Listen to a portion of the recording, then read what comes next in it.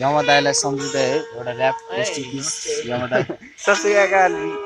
हाल्नु है हामीलाई सब्स्क्राइब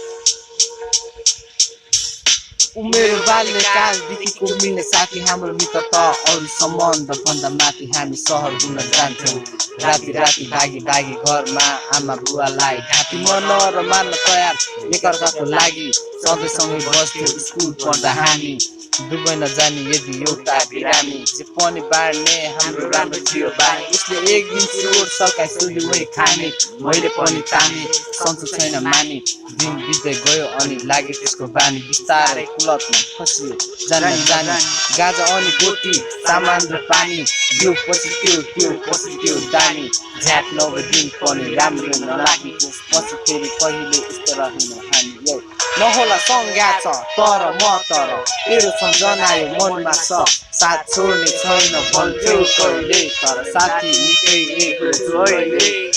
नहोला संज्ञा छ तर म तर तेरो सम्झनायो मनमा छ साथ छोड्ने छैन भन्थ्यौ कहिले तर साथी निकै एक्लो